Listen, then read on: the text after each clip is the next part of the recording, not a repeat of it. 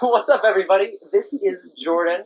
I'm here today with my mom, the amazing, beautiful, talented, and joyfully awesome Kellie Klein. We're so happy and excited that you found this video in the first place. A couple of days ago, we posted a video on Facebook of my mom and I doing lunges in our front yard and talking about becoming the best version of yourself and how struggle can often lead to becoming the best version of yourself. And we thank you guys so much for the awesome feedback that you gave us, because if it wasn't for you shouting for more, we might not be doing this. And also, this is kind of like a nice personal project too, because eventually, someday, I'm thinking I'll be able to show this to your grandkids, to my kids, and their kids down the line, because growing up, like, we don't have, so they're going to be able to hear your story too, which is super exciting. So thank you so much for watching today, and thank you for agreeing to doing this. Absolutely. By the way, this is really cool. Absolutely. So this interview, like I said, is going to bounce around, I think, all over the place, because this is our first time doing any sort of interview. It's my first time interviewing anyone. This is your first time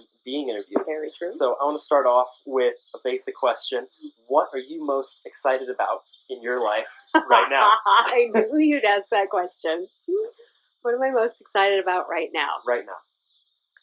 I'm excited about the next 2 weeks. Okay. Because you're home for 2 more weeks. Josh is home without rowing to go to and without school starting. I'm just excited to just really try to get the most out of these next 2 weeks of summer.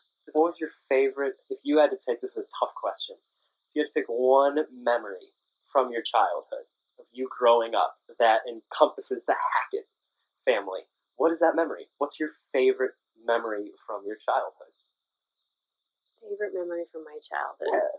So 2 come to mind. So growing up in Colorado, we definitely loved the mountains, and we would spend as much time as we could. So we would go on these camping trips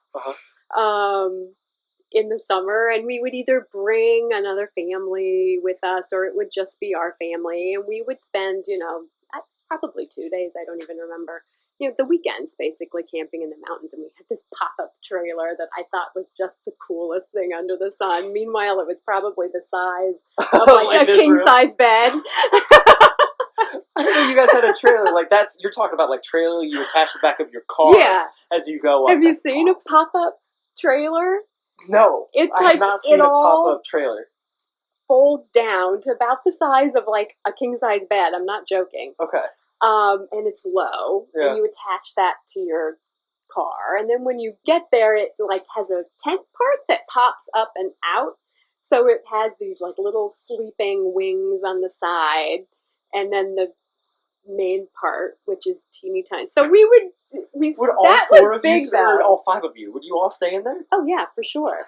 Yeah, so the dining room table folded down into a bed. Oh, shut up. So I remember that. Yeah. I want to say Nanny and Papa probably got one of the little sleeping wings. Chris probably got the other sleeping wing, and Carrie and I probably slept on the dining room table. It had cushions on it. That's awesome. So you would take these trips how often? Oh, multiple times in the summer, almost every weekend. We would go on these awesome trips because they were both school teachers. Yeah. And so we would leave often for 8-10 weeks and go on these driving trips, which personally I love, because it gives you so much time to just have all the craziness come out. Oh, sure. Oh, yeah, absolutely. And remember, there were 3 of us, so we're sitting 3 across the back seat. It's tight quarters. Oh, my gosh, yeah, funny stories. You said on your road trips that you couldn't hide anything. There's always the silliness and the goofiness that came out of you on those road trips. Talk a little bit about your alter ego, that silliness and goofiness part of your childhood and part of your persona that you call Leslie.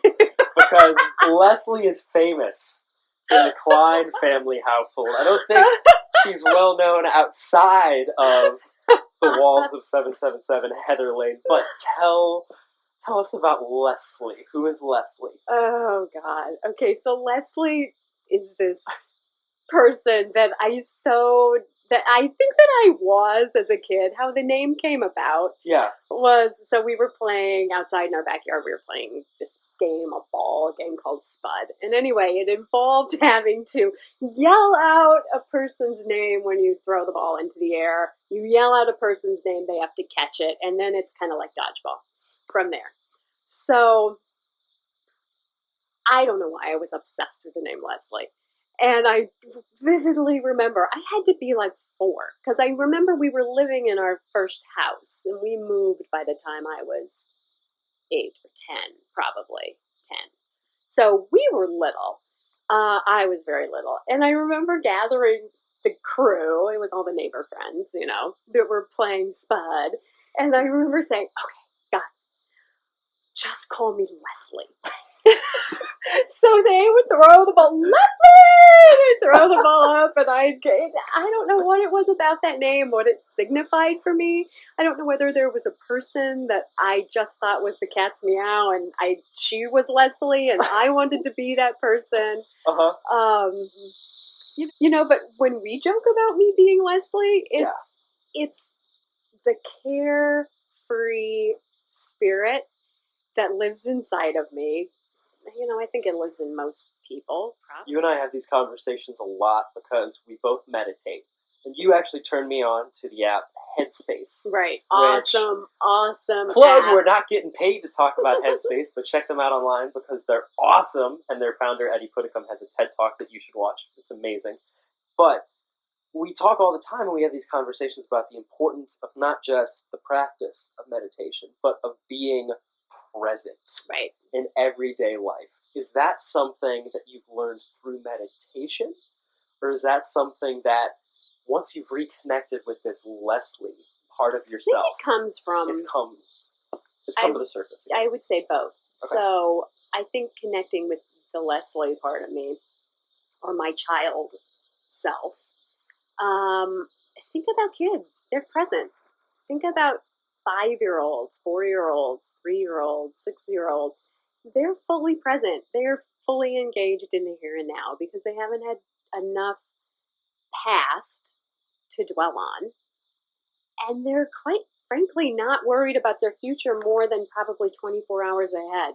You know what I'm saying? They're not thinking about 5 years down the road. No. They're not planning for the future. They're thinking about, who in the neighborhood can play Spud. Right. So they are present. It's a kid phenomenon that I think adults can benefit so much from if they can harness it. Meditation helped me harness it. How'd you come across meditation? What was your first introduction to it? So, first introduction to meditation was when I had cancer. Okay. I very early on, it's like right after I was diagnosed, within days after I was diagnosed, a friend of mine, again, this is kind of like the people who come into your life when you need them the most, but you're not even really aware that they're coming in your life for a purpose. So this was my friend Wendy Williams, who I adore, don't see her a lot, but have some common connections through groups we worked with at school and whatnot. And out of the blue, she reached out, hey, you want to have lunch? I don't think she knew I had cancer. So I spilled the beans to her, and she said, I have a friend who just is like a year or two ahead of you. She just finished her chemo 6 months ago. She is doing awesome. Can I bring her to lunch? And I said, sure, why not? Yeah. So she was her friend, I don't even remember her name now, was talking all about how her routine that helped her get through the, hard times of going through chemo. And one of the things that she did was she meditated. Can you talk about fear and the role that fear had throughout your journey battling cancer? So where was fear at the beginning of the journey, Sure. the middle of the journey, and the end of the journey? Yeah. So fear in the beginning was absolutely top of everything. It was all encompassing. I remember the first few days, I couldn't even, thank God for Dad. He was my voice. He was everything. I couldn't even function. I was so freaked out and so scared. The minute I would open my mouth to talk about it, I would cry. I was scared to death. It was huge. It was all encompassing. As time went on, it got less and less. The first few days, actually, I'm going to say like the first few weeks, until you really, so it's a long process. You're like diagnosed. Okay. You've got the doctor who calls and says, "Oh, Kelly, you have cancer." Fun conversation. Yeah, fun conversation. They have some basics, but they don't have a lot of detail. So they've got basic information that they Right. know about your condition, Right. but they don't have a full laundry list of. Exactly. So it takes about 2 weeks to get that full laundry list. So you're kind of sitting in limbo. Which probably It's the sucks. worst. That's the worst part of it.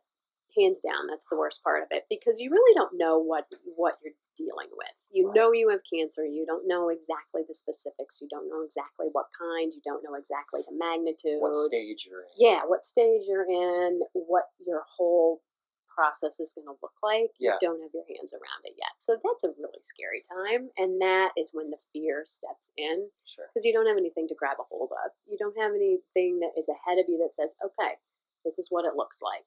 This is my plan. As soon as you can get a plan, it gives your mind something to think about and something to focus on instead of letting it just run wild. Right. I remember when Dad called me at school. Actually, Yeah. This was before you were even diagnosed. Because I remember that moment very clearly, but this was before you were diagnosed. And the conversation was really short and it was really abrupt, but he said, Mom has a lump. We're not totally sure what it is. It could be cancer. We don't know. I'll keep you posted. And that was really the whole conversation. And I remember that was the most fearful I felt and the most anxiety I felt during the whole process. Right. When he told me, okay, it's cancer she has, that's when I felt like a wave of sadness. Right. But it wasn't as much fear then for me. For me, it was sadness because I understood what those words meant when it came to what you were going to have to go through. Right. But that uncertainty was terrible for me too. When he said, it's terrible. Yeah. He said, she has a lump, we don't know what it is. Because when there's ever a sense of, I feel like uncertainty, and this isn't just cancer, this is everything. Everything. When there's a sense of uncertainty in your life, I feel like we as human beings, because of survival biological instinct, always jump to the worst. Right. Our mind always leaps to the worst. To fear. Yeah, because when we're hunting and gathering, when we're living in caves, like that keeps us alive. Sure. Then. Yeah. If you don't think of the worst case scenario, you're not going to prepare for it. But that causes a ton of anxiety. Right. And that's where fear, you said, played the biggest role in your journey. Yeah. Battling There's cancer. an interesting quote that I love. It's very simple. Let your faith be bigger than your fear. Nice. Okay, so I discovered that. Yeah. How'd you discover that one? Oh my gosh, the woman I adore most in this world, her name is Rama, and she taught me how to meditate. She owns this amazing studio in Wilmette called Full Bloomed Lotus. She's from India. She's such an engaging person. Anyway, I spent 2 years, after I finally got my hands around what was going on. It was even after, I don't think I started seeing her till after my chemo was done, till after I was through treatment. But anyway, so the first time I walk into her studio, I signed up for this beginning 101 meditation sort of thing, and I did not know what to expect at all. And I walk in and she's, sitting on her little pillow that she sits on, and we're all surrounding her in the class. And there's this lone poster or sign over her right shoulder that says, let your faith be bigger than your fear. And I remember I would listen to her and I would stare at that. And I would listen to her and I would just stare at that over and over. And I've run across that phrase over and over again. And I think what happens in your brain is you have two options in your brain. You either have fear, the fear tape rolling, which is an unknown. Let's think about it. It's not really happening. No. It's an unknown fear. And it's not real. It's entirely self-perpetuating. Exactly. Yeah. Well, so is faith. Faith's unknown. Faith isn't tangible. It's in your head. And so you've got a choice. Both of these things can be spinning in your head, and they're both untangible, and they're both unknowns, and they're both can fuel you. So why not choose faith? Can you talk about, now that we've defined faith for you, how faith battled against fear during your struggle with cancer? Because the picture that you've painted is fear was at its height at the beginning. Then, once you had a plan, you had a strategy, and you had a definition of what you were going through. Right. You discover meditation, you discover mindfulness. Right. And you discover faith. Right. Can you talk about then that battle, that internal struggle between trying to control what you're going through versus riding the waves of what you're going through? Right. You know, at the time that I was sick, I didn't even realize it, but I had this whole cadre of healers that I had built. I had no idea I did it, but I had built over time this entire little lovely cadre of healers. I love that word. That cadre. that were there for me instantly when I needed them. So my friend Debbie Stern, who I adore, I've known her for 17 years. She's been in a dance class that I've taken for 17 years. She's an energy healer. I knew that about her, but I didn't really know that about her. Sure. I kind of knew what she did. We were just friends at the bar. We stood next, to each other and chatted very lightly. The dance class bar, not the dance bar class bar. Yeah, not the bar. Dance class bar. Then there was Deb Lyman, my acupuncturist, who I'd been seeing for migraine headaches. She was part of my little group. Who else? There was Rama, who came into being at that time. And all of those people, that's where I harnessed my faith.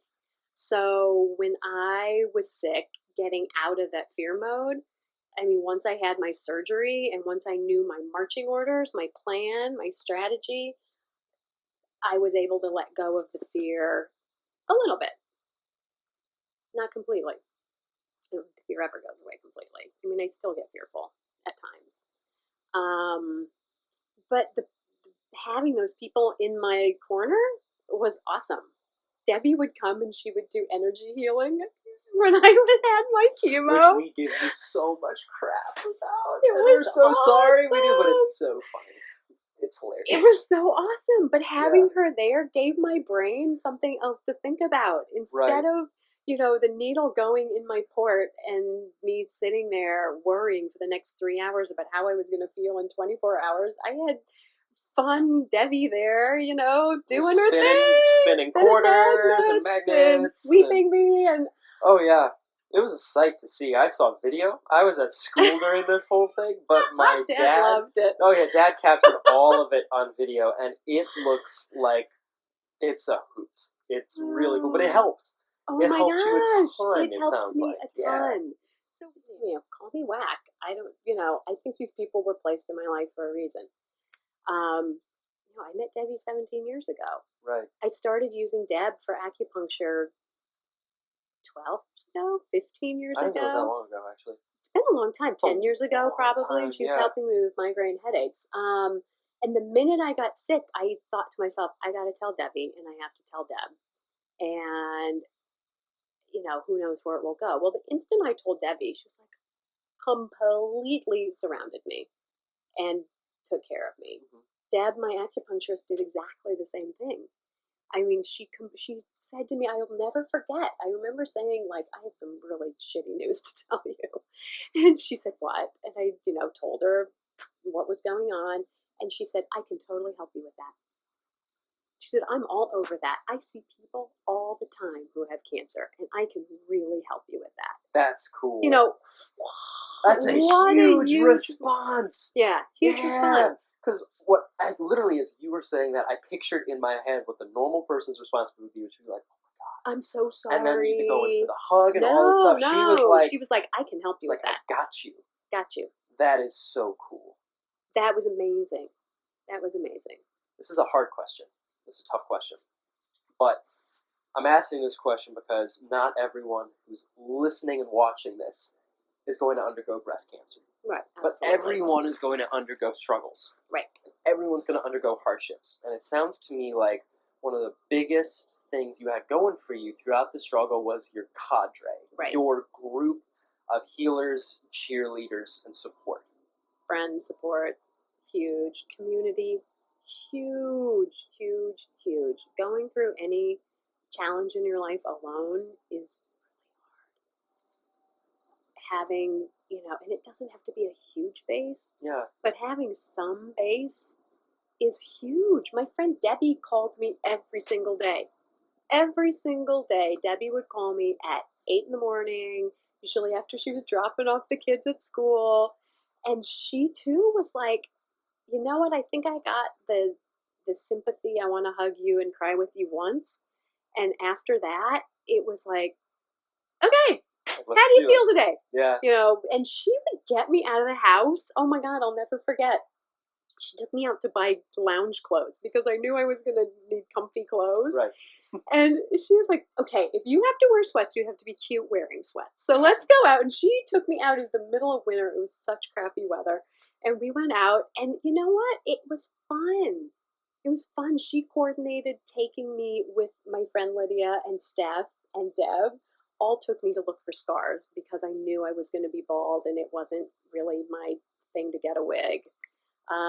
And so they took me out to find scarves, and it was really fun. And it was just turning that around and having some really strong base underneath you is tremendous. It's huge. So I want to shift gears a little bit. I want to ask two questions back to back. First question, what was the low point of the whole breast cancer experience for you? I didn't hear your words. The beginning. You have cancer. However, I really knew I had it. Really? Yeah. Can you talk about that? Yeah, so I had felt this lump for about a month, and I, was kind of hanging out waiting because I had a doctor's appointment, a regular annual checkup coming up. I knew in my heart of hearts that it was cancer. You had a gut. Oh my God, my intuition was screaming at me. And I was really trying to push it aside and not paying attention to it at all. I was not listening at all. But I knew it in my heart of hearts when I went to see her.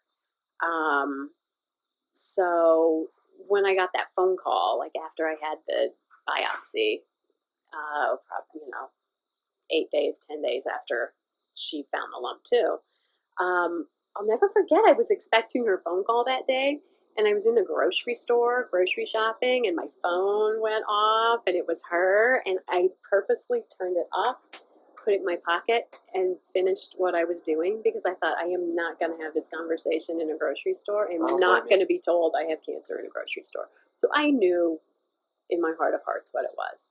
So went about my business, paid for my groceries, got my car, came home.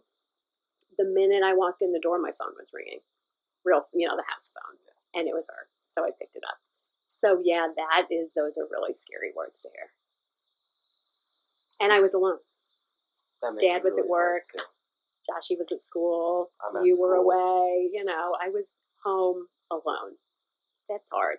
That was a low point for you. That was a low point. Yeah. Talk about, because you've told this story to me a bunch. And I've got pictures of this story. And Josh was there, Dad was there. Talk about the time where Aunt Carrie, your sister, visited you and brought you a present. Brought you gifts. Yeah. Crazy, Carrie. Okay, so Carrie turned a low point into a real memorable high point for me. So that was after my third round of chemo, and I had this ridiculous allergic reaction to it. And my lips started to swell up, and my throat, and my tongue, and we ran to the emergency room, and it took them a while to get it under control. I was never in any danger, but it was scared the Jesus out of me. Yeah. And at the same time, I started getting these ridiculous softball size hives. Do you remember, Josh? All over my body. I would say I had my body 80% was covered in these hives that itched like, oh my God, and were so huge and so swollen. So anyway, we're at a low point. Yeah. Big time. Yes. Agreed. And I remember Dad called Aunt Carrie and told her what was going on. And she, again, didn't say, oh my God, that's so horrible. And so she said, I'll be there tomorrow. And she was. Carrie was here tomorrow. I was in the hospital overnight.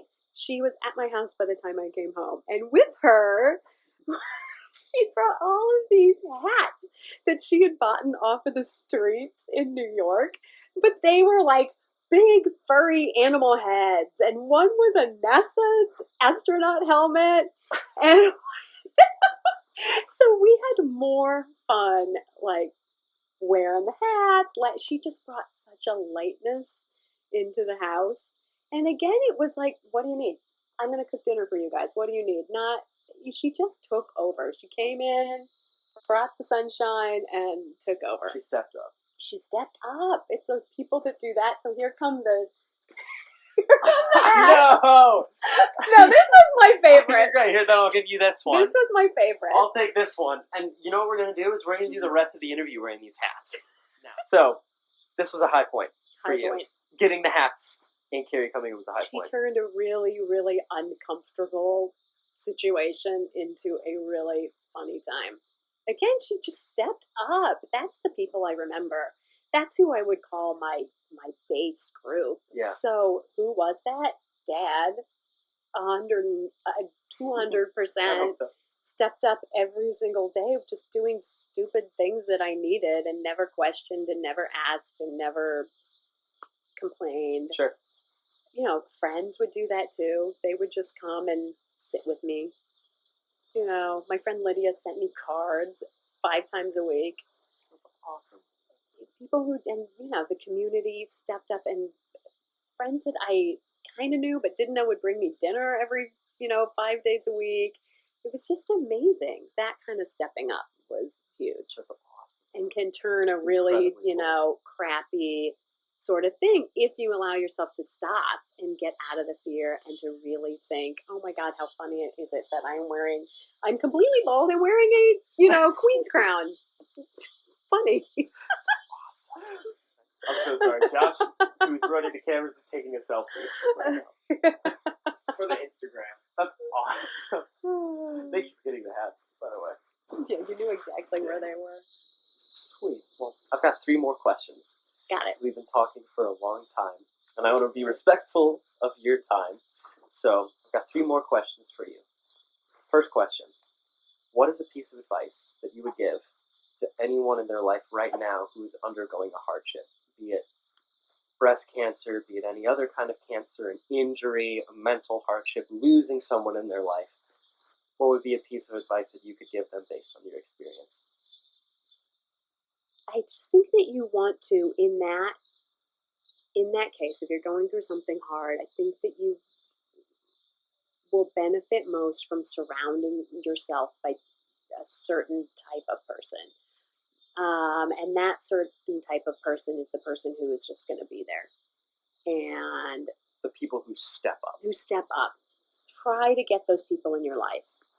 Try to, hopefully maybe you've had the opportunity to build some of those and you know who they are, call them in.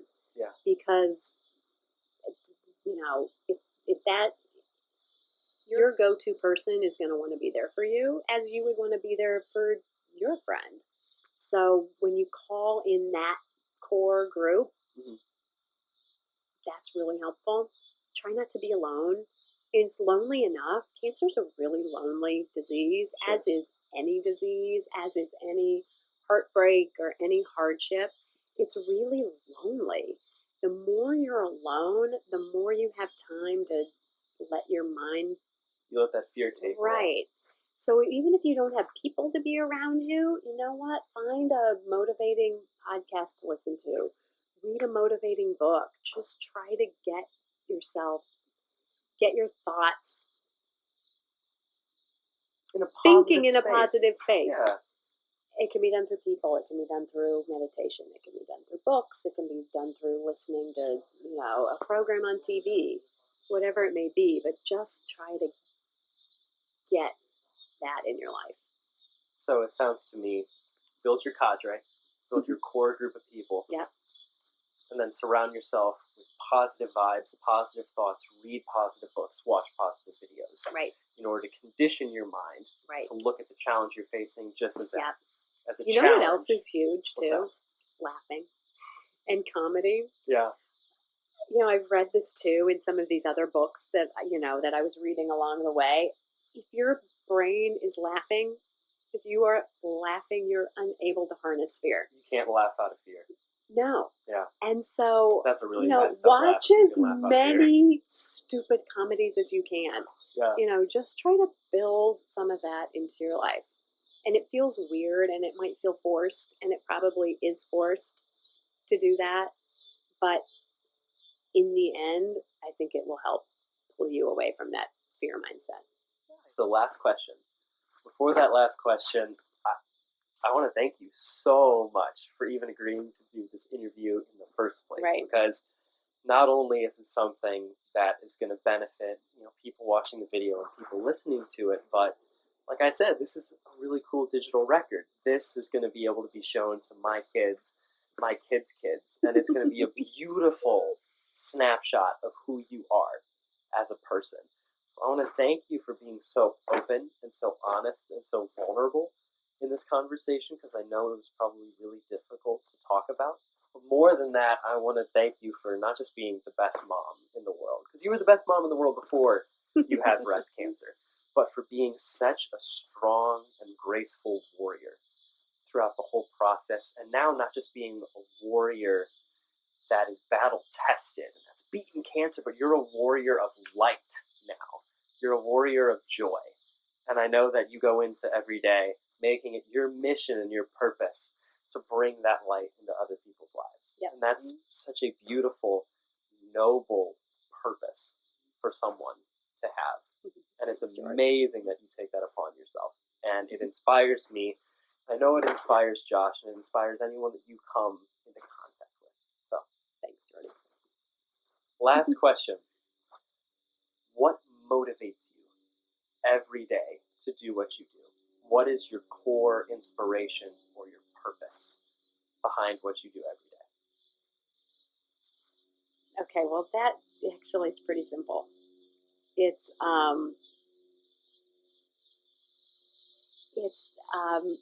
I want to be around, and I can't wait. What motivates me is I can't wait to see the women that you and Josh marry. I cannot wait to see the type of fathers that you two are going to be. That's me. That's who I am. That's how I'm going to see my life unfold completely, is the future that I helped mold. I can't wait to see all of that. I cannot wait to see all of that. I hope I'm around for a really long time, because I want to see it all. You're doing things right. I think you're putting yourself in a good position. But that's it. That's any questions that I have for you. Thank you guys so much for watching this interview. It was so much fun for me. I hope it was really fun for you. Fun. We love talking about this stuff, and we talk about it a lot, so we're so glad that we could share it with you today. That was really special for us. I hope it inspired you. If you're looking for more content similar to this, be sure to check out my Facebook page. I tend to post midweek motivation and weekend motivation about twice a week, things that I'm thinking about that inspire me and that I hope inspire you too. And be sure to check out my Snapchat account, Operation Motivation, which you can find as op.motivation on Snapchat. Again, that's op.motivation. Every morning, I give about 60 seconds of motivation from either a book that I'm reading, a podcast that I'm listening to, or a movie that I've watched. And I try to consistently feed my mind with these little nuggets of motivation, and I want to share them with as many people as possible because I know how much they've helped me. So I hope throughout this interview you've gotten a couple of those nuggets of motivation and inspiration from my mom. And if you're looking for more, check out that Snapchat account, look for more videos on this YouTube channel, and check out the Facebook. So thank you guys so much for watching this video. We hope you have a wonderful rest of your day. Is there anything you want to say before we check out? No, think so. Thank you guys for watching so much.